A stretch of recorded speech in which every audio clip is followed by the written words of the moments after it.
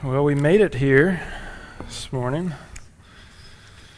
It's good to be able to gather together again after missing last week. Technology is good. It was good to be able to virtually, I guess, do something last week, but there's just no replacement for meeting together with the body of Christ. So speaking of last week, that's probably something that we'll just plan to do, similar type things in the future. I mean, it's going to snow again at some point. We'll have to cancel church again at some point, whenever that is, and so we'll probably do something like that. So any feedback that you have regarding that specifically, if you got suggestions on how we might be able to improve that, let me know, because we'd be happy to. That obviously was the maiden voyage for that kind of thing.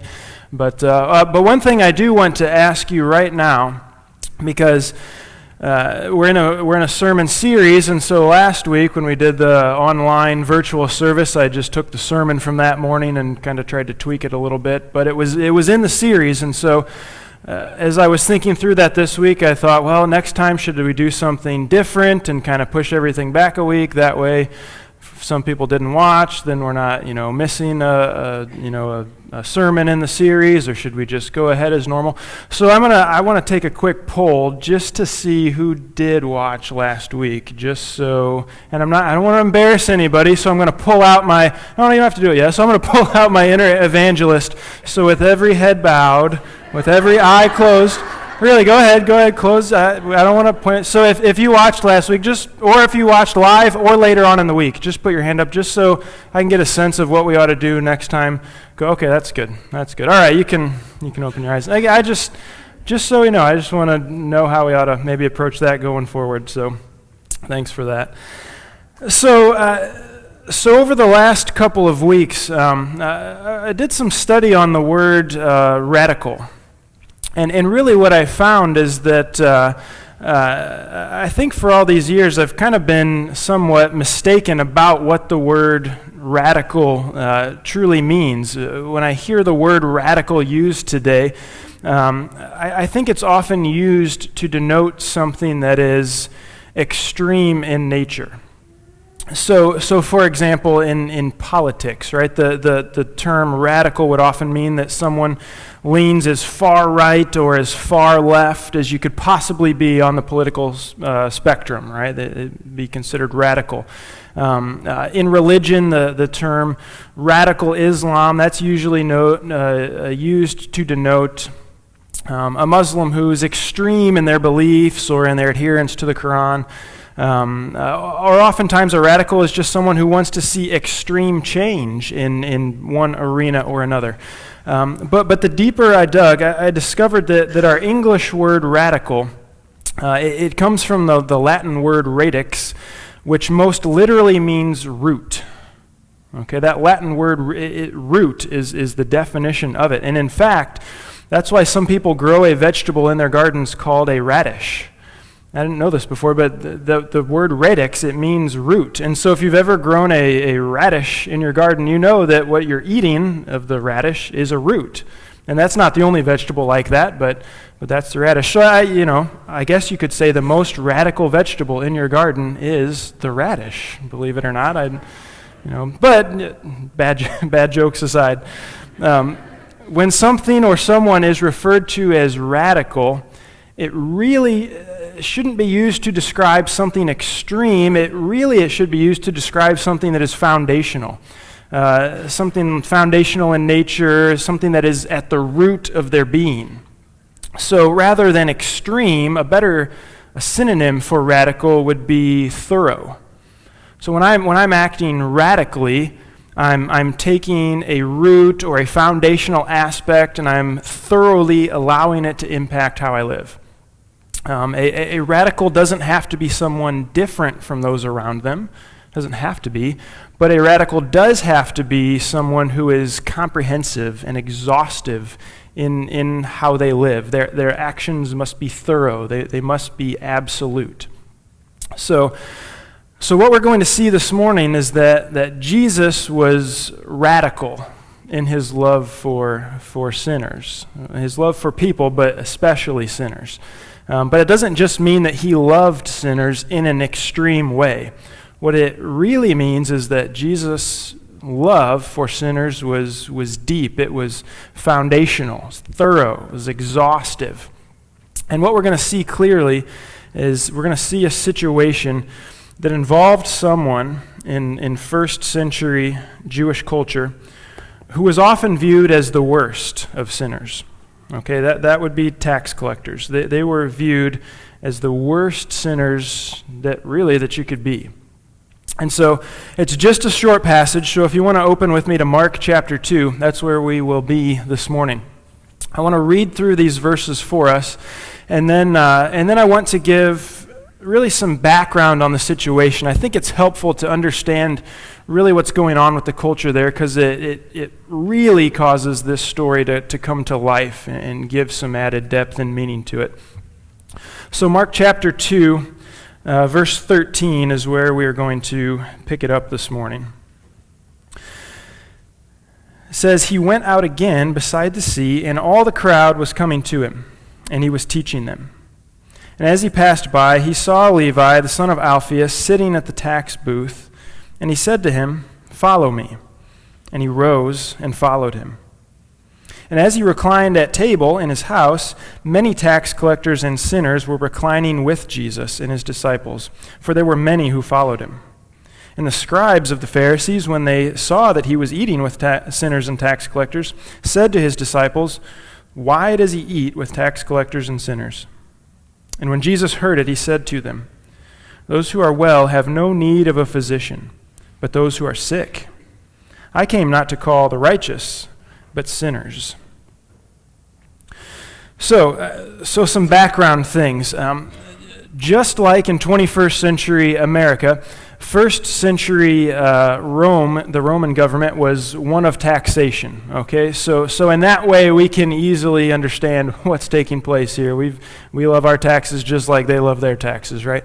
But the way in which taxes were collected then compared to now is quite a bit different.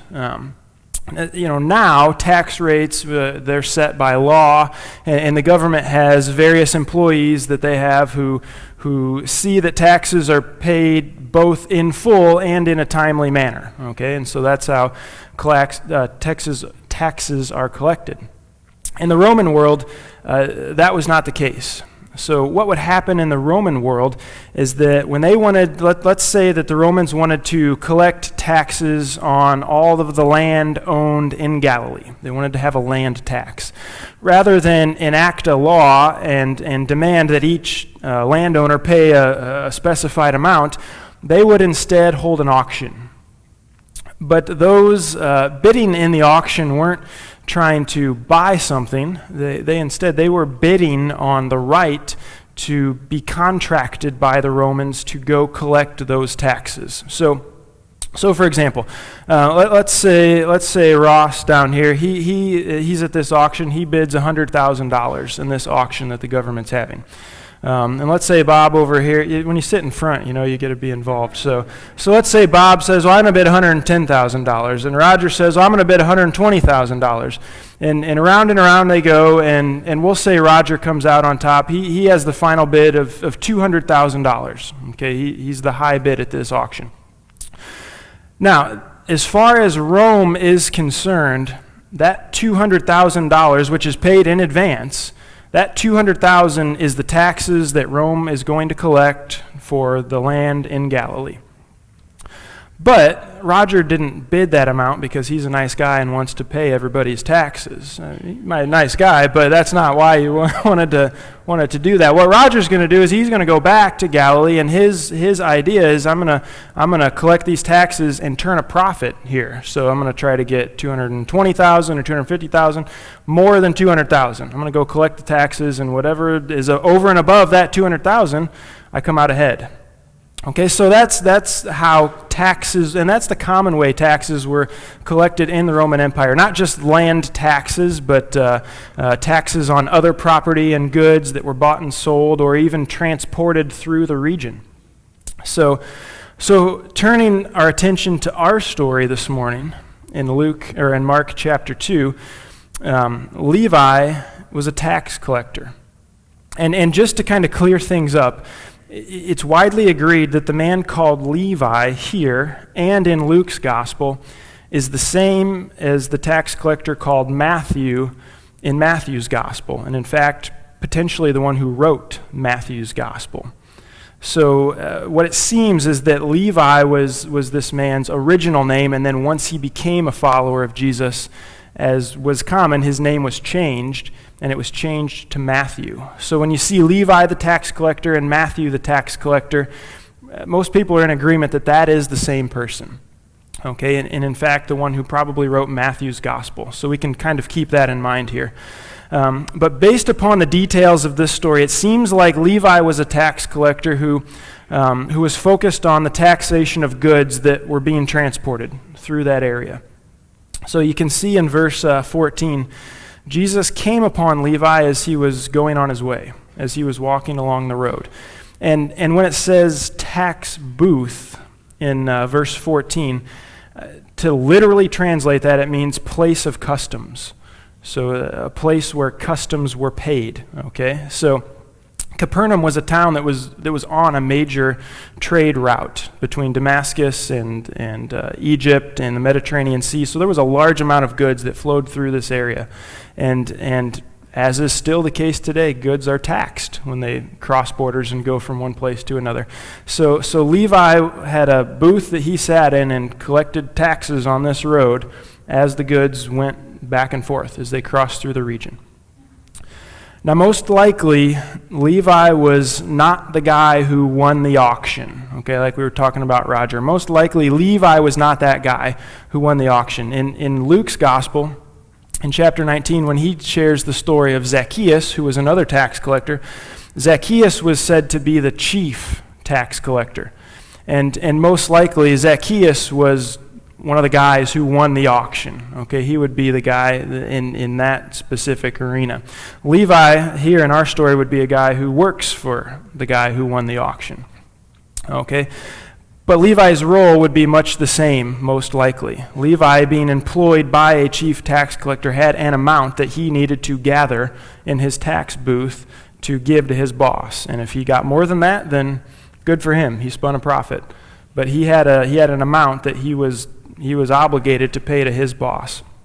So Levi might be kind of farther down the corporate ladder, I guess, if you want to call it that, but he's still hated nonetheless. Okay, and tax collectors were hated in Jewish culture really for a number of reasons. I mean, first, they were partnering together with the Romans, who were hated by the Jews. Most Jews considered Romans to be occupiers in a land that was not their own. And so the Jews wouldn't have seen themselves as citizens paying taxes to a government who had their best interest in mind. That was not how they viewed things. They most likely saw themselves as having to pay something like a tribute to the Roman Caesar who had conquered them. And so anyone who worked together with Caesar to collect these taxes was hated as well. They were despised by the Jews. So tax collectors were hated for that reason. Second, they were considered to be spiritually deficient.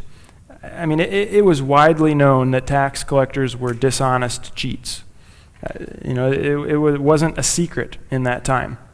Their lifestyle was opposed to the Jewish law. I mean, especially the 8th commandment that says, "You shall not steal." I mean, the tax collectors were blatantly breaking that commandment. They were expelled from the local synagogues. They weren't even allowed to worship. They weren't allowed to serve as witnesses in legal manners. You couldn't trust a tax collector. I mean, they were liars. Their testimony was no good in the courts. So tax collectors were viewed as spiritually deficient. And then lastly, they were wealthy. Tax collectors were wealthy. I mean, they charged an exorbitant amount and then pocketed the profit for themselves. And it seems like Levi probably was fairly wealthy, because we see at the end of the passage, he's throwing a feast for a large number of guests in his own house. So not only is his house big enough to hold a big feast like that, but he's also able to fund it, able to pay for all the food and whatever else was needed there. So we really have no reason to assume that Levi was any different from the majority of tax collectors in first century Galilee. Most likely he was viewed as, and probably truly was, a wealthy, dishonest Roman collaborator. Sounds like a nice guy, doesn't he? I mean, it's no wonder he was looked down upon by Jewish culture, Jewish society. I mean, this is why the scribes in verse 16 had such a big problem with Jesus and his disciples eating together with tax collectors. In that part of the world, then and now, a meal was something so much more than just an occasion to consume food. Okay, a meal that was an expression of fellowship. It was an expression of friendship. So to eat a meal with someone, you're not just performing a task together. I mean, it was extending a hand of friendship to one another. The religious leaders would have never dreamed of doing something like that with a tax collector, much less a group of tax collectors. So all that to say, not only was Levi viewed as a notorious sinner by the Jews, he probably had rightly earned that distinction through the choices that he had made in his life. If there was anyone in Jewish culture who the religious leaders would be sure to avoid, Levi was that person. And then along comes Jesus. All right, Jesus walks along the road. And we go back to the term radical. If Jesus is going to be radical regarding his love towards sinners, then his love must be exhaustive. It must be thorough. It must not change with somebody like Levi. Okay, and so what better way to test the radical love of Jesus than to see how he responds to someone like Levi? So I've read the passage for you already, but I want to read it again and listen to it in light of all that we've just been talking about. I mean, take all of that information about who Levi is and how tax collectors are viewed and how a proper Jew would respond to them, and listen to what Jesus does here in this passage. I'll read again verse 13. He went out again beside the sea, and all the crowd was coming to him, and he was teaching them. And as he passed by, he saw Levi, the son of Alphaeus, sitting at the tax booth. And he said to him, "Follow me." And he rose and followed him. And as he reclined at table in his house, many tax collectors and sinners were reclining with Jesus and his disciples, for there were many who followed him. And the scribes of the Pharisees, when they saw that he was eating with sinners and tax collectors, said to his disciples, "Why does he eat with tax collectors and sinners?" And when Jesus heard it, he said to them, "Those who are well have no need of a physician, but those who are sick. I came not to call the righteous, but sinners." So let's talk about the two questions that we're asking throughout this study of Mark's gospel. We're asking those two questions: why should I follow Jesus? And how do I follow Jesus? Why and how?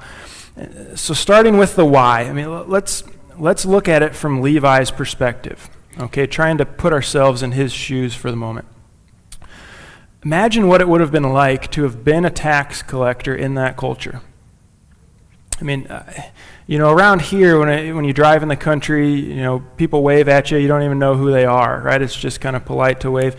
It is a safe bet that people were not doing that with Levi when they saw him as they walked along the road. Right? Pretty safe bet they probably stared at the ground and passed by on the opposite side of the road, tried to avoid him. Friends that he had grown up with had probably abandoned him. All right? Odds are his family had maybe done the same. Levi, he's not allowed to participate in the religious life of the community. He's considered one of the worst sinners in town. I would imagine that everyone who interacted with him probably did so begrudgingly, either because they're having to pay taxes or because he's a tax collector and they look down on him. I would imagine that, apart from being a leper, like we talked about last week, there may not have been a more relationally empty position that you could be in Jewish culture than being a tax collector. And to top it all off, Levi had chosen this life for himself. I mean, lepers, you contract leprosy, you don't ever choose that. That just happens. Levi had chosen to be a tax collector. Somewhere along the line, he'd chosen to go into this line of work, and he became the dishonest cheat that he needed to be in order to turn a profit. So he can't even throw a proper pity party for himself because he's the one at fault. Okay, I mean, he'd chosen the lifestyle. He had turned his back on his people and worked together with the Romans. He had turned his back on God to pursue wealth. So the question is, why in the world would a guy like Levi respond to this call from Jesus when Jesus says, "Follow me"? Why in the world would he do that? Why would he get up from his tax booth and start to follow Jesus?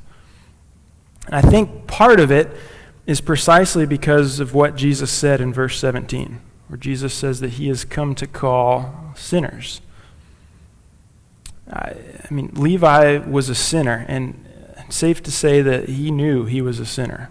Levi knew he was a sinner. I mean, Jesus was the physician that Levi needed, and he wasted no time in responding to that call when Jesus gave it to him. I don't like to think of myself as being in the same position as Levi, but the truth is I'm no more or less of a sinner than Levi is in this story. I'm the same amount of sinner as him. I am equally as sick from my sin as Levi was. I am equally as in need of a Savior as Levi was here. So why should I ever answer the call to follow Jesus? And it's because of what Jesus said, because I am a sick sinner in need of the great physician to heal me. So why do we follow Jesus? Because he is what we need. And like Levi, I also know that nothing else will satisfy. I think you can see that in Levi's life here. By all indications, his chosen profession had gotten him exactly what he thought it would give him. Okay, sure, he received the social, the religious rejection that came with being a tax collector, but it also seems like, he had acquired the wealth that he thought he would acquire from this type of job. I mean, remember, it looks like his house is big enough for a large feast. He's able to fund that type of thing. So we can safely assume that Levi's bank account was full. And I think we can also safely assume that because Levi left it all behind, he wasn't finding the satisfaction there that he thought he would. All right, if he had been living a satisfying, joyful life, I think he would have stayed right where he was in that tax booth and said, "Whatever, Jesus, you're crazy. I'm not going to leave this and follow you." If he was satisfied, I don't think he gets up and follows. But he did.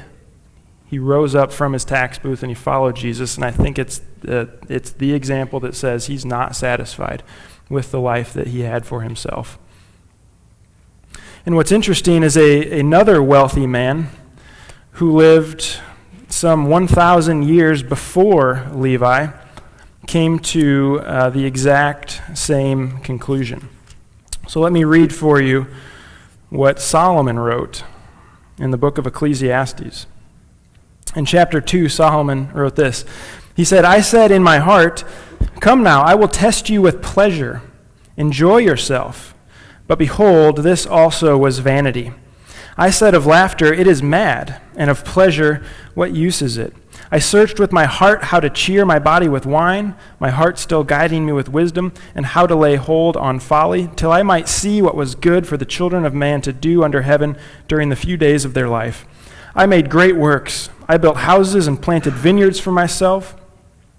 I made myself gardens and parks and planted in them all kinds of fruit trees. I made myself pools from which to water the forest of growing trees. I bought male and female slaves and had slaves who were born in my house. I had also great possessions of herds and flocks, more than any who had been before me in Jerusalem. I also gathered for myself silver and gold and the treasures of kings and provinces. I got singers, both men and women, and many concubines, the delight of the sons of man. So I became great and surpassed all who were before me in Jerusalem.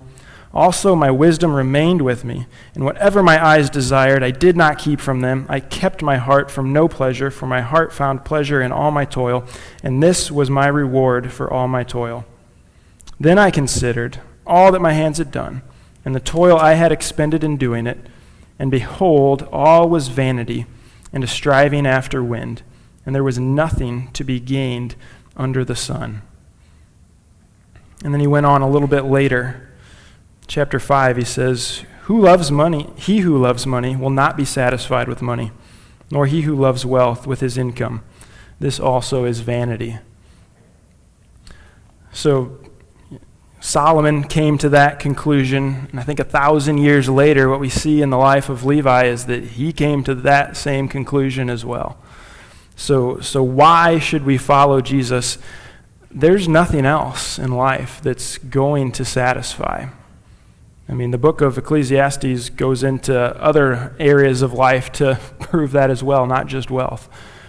But especially with wealth, it does not satisfy. It's not sinful to possess wealth. The wealth is not inherently evil, like people will sometimes misquote the Bible as saying. But we have to be warned that nowhere in wealth are we going to find lasting satisfaction. We just won't.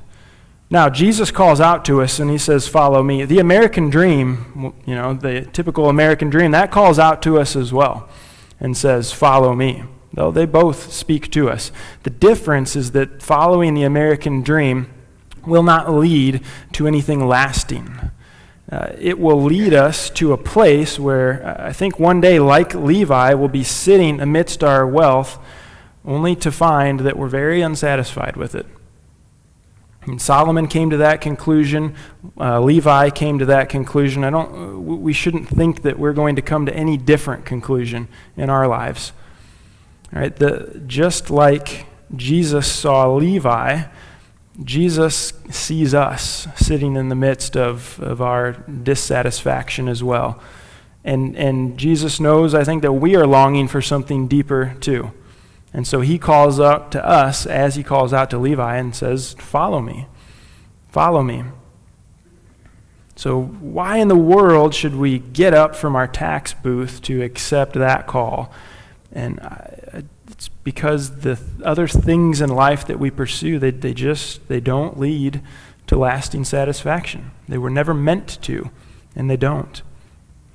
And so Levi found it to be true in his life. I think if we're honest with ourselves, we would say that same thing. It really does not lead to lasting satisfaction. You think about the last verse, or the last sentence of verse 14. It's such a simple sentence to read, but how tough that can be to live it out, right? It says, "And he rose and followed him." Such a simple statement to make. But boy, that's a difficult thing to live out in our lives. But you won't regret making that decision. You will not regret getting up and following Jesus. Instead, what we will find is the spiritual healing that we need, and we'll find the lasting satisfaction that we desire as well. I think Levi makes such a compelling case for why we ought to follow Jesus with our lives. So that's why we should follow Jesus. But once let's say we make that decision, we decide to rise and then follow Jesus, how do we then do it? What does that look like as we follow after him? And again, we can take an example from the story. Actually, we can take an example from Levi, and we can take an example from the other disciples already following Jesus as well. So with Levi, when Levi got up to follow Jesus, he left everything behind. He left all of it behind. In many ways, what happens here is kind of similar to what happened in chapter 1, when Jesus called out to the two sets of brothers fishing at the Sea of Galilee. In many ways, it's the same, but in other ways, the sacrifice that Levi made, I think, is much, much greater than the sacrifice that those four fishermen made. So with the four fishermen, if for some reason things didn't work out with Jesus, I think they always would have been able to return to their fishing. I think, and maybe they weren't thinking that way, but I think that safety net was there. that if if everything just fell apart, they probably could have returned to the family business and been welcomed back. Maybe there would have been hard feelings, but probably could have been welcomed back and take up that life of fishing once again. But you think about Levi, I don't think he would have been shown such grace. I mean, you got into the tax collector business for the money. That was the draw. I'm sure Levi cost his boss a good amount of money by leaving his post on that trade route and going to follow Jesus. I doubt the Romans and those contracted by the Romans would be nearly as forgiving as a family of fishermen in Galilee would have been. I think when Levi walked out of his tax booth, he was effectively burning that bridge behind him. I don't think he had any choice to be able to go back later on if he wanted to. And then in addition to all that, Peter, Andrew, James, and John, so they're fishing. When Jesus calls them, they in a group go follow Jesus. I mean, how much easier is it to do something when you've got a buddy or two next to you than it is to walk that road by yourself? I mean, these four fishermen together go follow Jesus. Levi did not have someone alongside of him who got up with him to go follow Jesus. And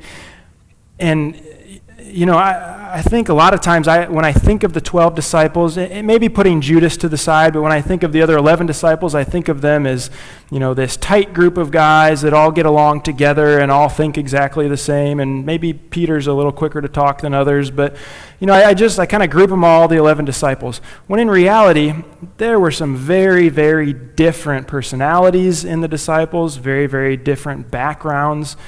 I doubt that Levi was warmly welcomed right off the bat by the other disciples already following Jesus. And I can picture these guys behind Jesus. What? You want Levi to come? Tax collector. I mean, you can picture it.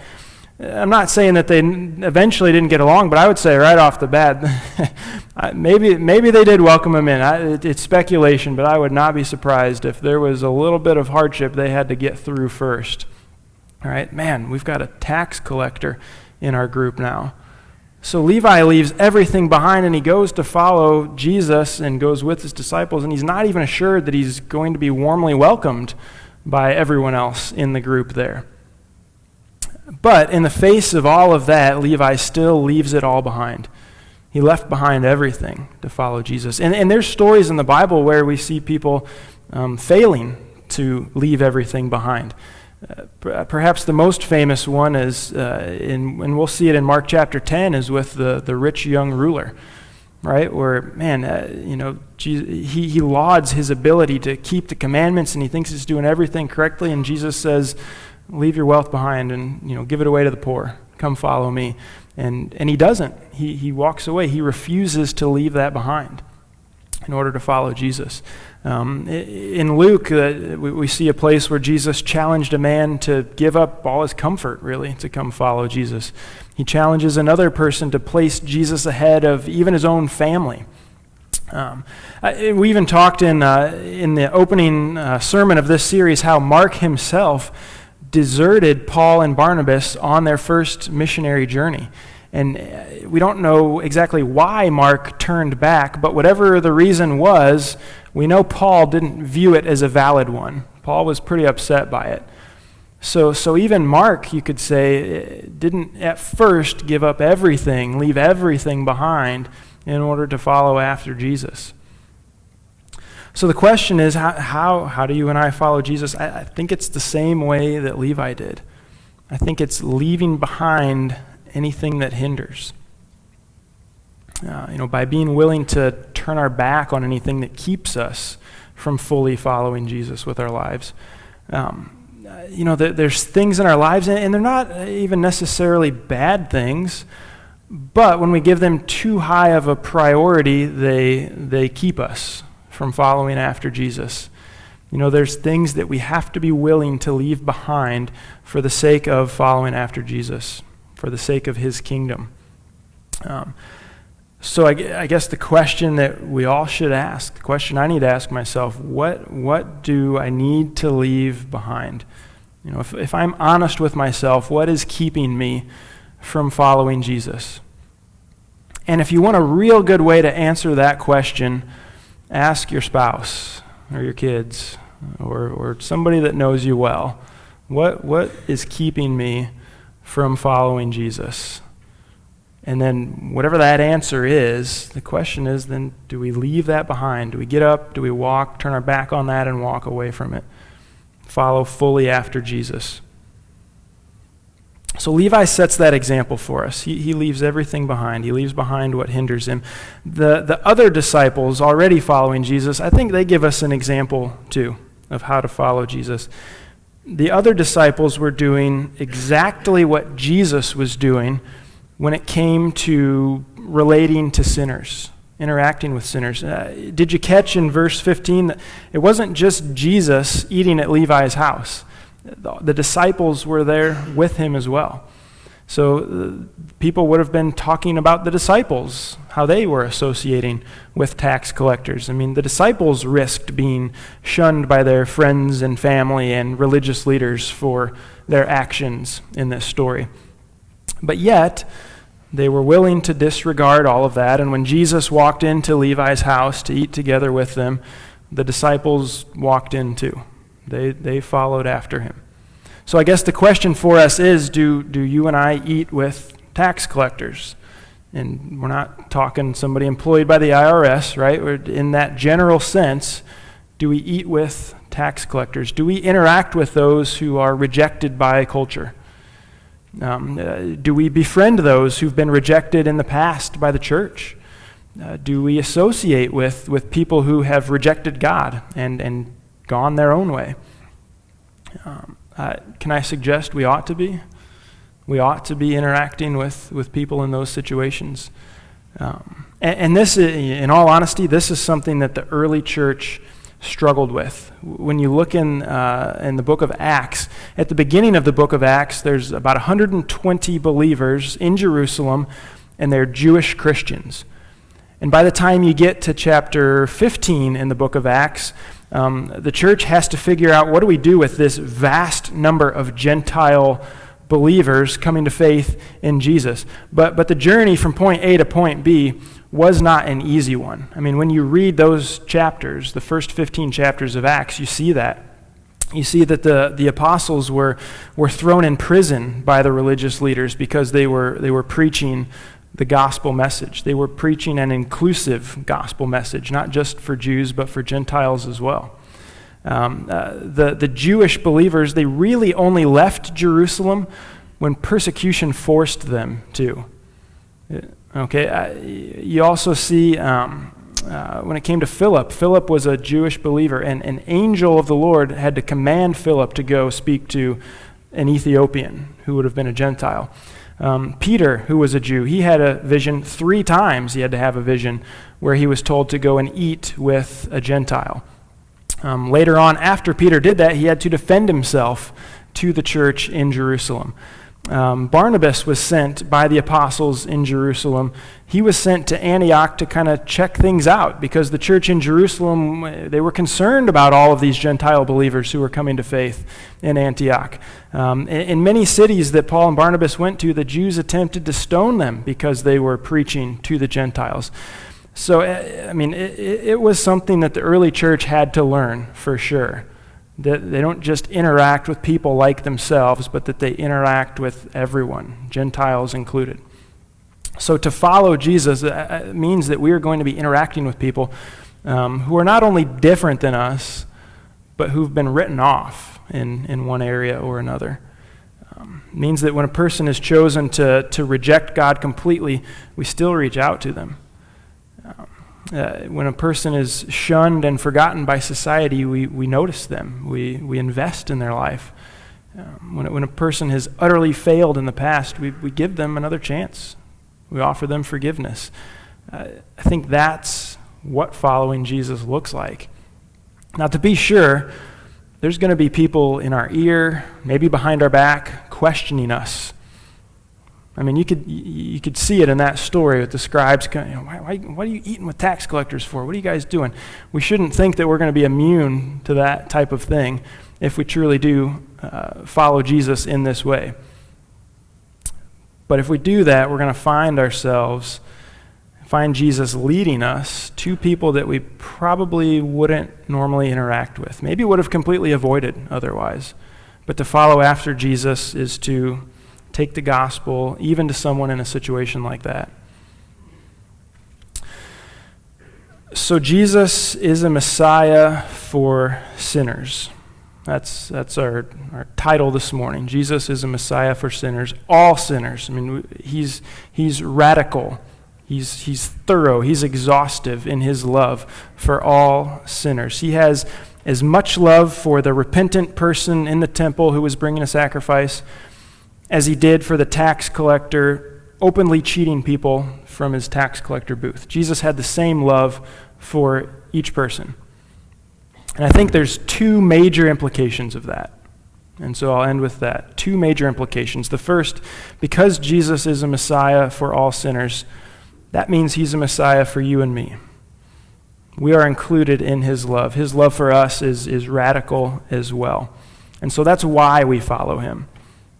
And the second implication is because Jesus is a Messiah for all sinners, then that means that there isn't a single person with whom we should not interact and proclaim the gospel. All right, his love for them is radical as well. And so I think that's how we should follow Jesus. We follow him because his love for us is radical, and then as we follow him, we remember that his love for all sinners is equally as radical.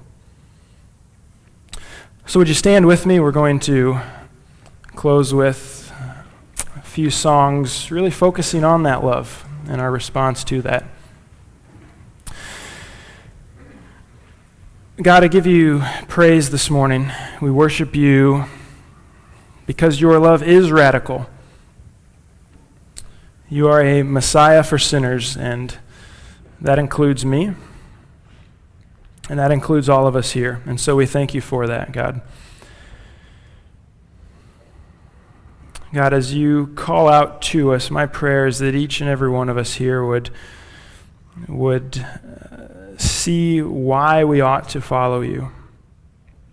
God, help us to come to an understanding that there just is no satisfaction in anything that's going to be lasting other than following after you. So give us the wisdom, give us the courage that we need to stand up and leave those things behind. God, to follow fully after you instead of something else in our life. And God, as we do that, open our eyes, open our hearts. Help us to view people as you view them. God, my prayer is that we would not be selective in who we interact with and who we share the gospel with, God, but that we would have a passion in us that is the same passion that is in you, the same love that is in you, the radical love that is for everyone. And so, God, open our eyes, help us to see people as you see them. God, I pray that you would provide what's needed for that. That doesn't always come naturally for me. It maybe never comes naturally for me. God, but would you do that within me? Would you work in me in that way and all of us here as well? God, we give you praise for your love. We thank you for how it so thoroughly changes us and impacts us. And it's in your name that we pray. Amen.